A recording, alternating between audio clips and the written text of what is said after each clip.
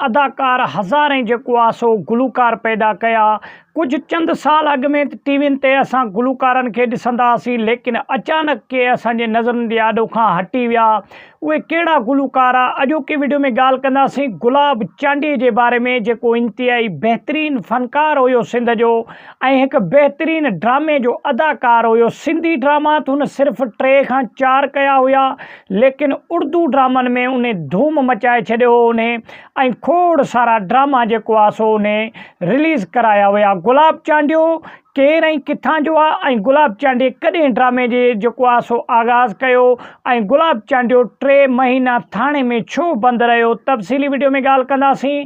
Video किथां सुठो लॻे लाइक ऐं शेयर कयो, चैनल खे सब्सक्राइब कयो ऐं सुठो कमेंट ॾेई पंहिंजे राय जो इज़हार लाज़मी ॾींदा। दोस्तों, गुलाब चांडियो 1958 में जेको आहे सो ज़िला नवाबशाह में पैदा थियो ऐं गुलाब चांडियो जेको आहे सो सियासत सां तालुक़ु रखंदो हुयो।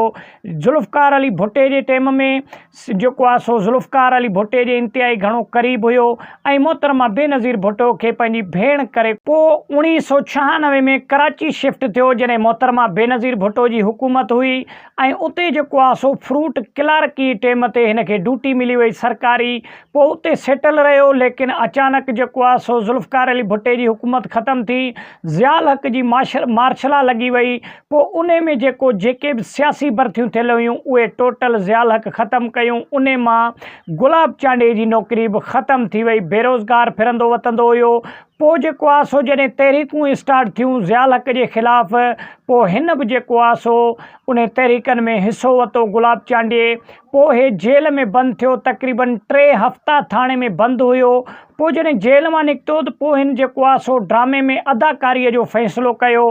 पोइ वरी जेको आहे सो कराची शिफ्ट थियो, उते पहिरीं ड्रामो हिन जो PTV ते रिलीज़ थियो ऐं 3 ड्रामा सिंधी जेको आहे सो हिन रिलीज़ कया ऐं हिन खे जेके बि किरदार ॾिना विया उहे विलन जा किरदार ॾिना विया, गुंडे जा किरदार ॾिना विया, लेकिन हिन पंहिंजे किरदार खे एॾो बाख़ूबी निभायो जो माण्हुनि अॼु ताईं बि जेको आहे सो हिन जी इज़त ऐं एतिराम कनि था। हालांकि गुंडे जो ऐं विलन जो हिकिड़ो अहिड़ो रोल हूंदो आहे जेको आवाम जेको आहे सो नापसंद करे ऐं नफ़रत कंदी आहे उन शख़्स सां, लेकिन हिन पंहिंजे कम सां एॾी मोहबत कई ऐं हिन अहिड़ी अदाकारी कई जो माण्हू अॼु ताईं बि हिन जा परस्तार आहिनि। दोस्तों, उर्दू ड्रामनि में हे लाहौर शिफ्ट थी वियो, पोइ लाहौर में हिन जा खोड़ सारा ड्रामा रिलीज़ थिया जेके उर्दू ज़बान में हुया। दोस्तों, ऐं हिन बहितरीनु पंहिंजे फ़न जो मुज़ाहिरो कयो। गुलाब चांडियो सिंध जो हिकु हीरो हुयो ईअं सम्झो ड्रामे में, ऐं हिन जी वफ़ात 1915 में हिन खे तक़रीबन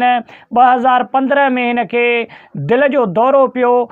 2019 में हिन जी वफ़ात थी। दोस्तों, अचानक हे हिकु बहितरीनु जेको आहे सो अदाकार हो ड्रामनि जो, लेकिन पीपल्स पार्टी खे छॾे विच में हे जेको आहे सो PTI में बि शमूलियत जो बाक़ाइदे आगाज़ कयो।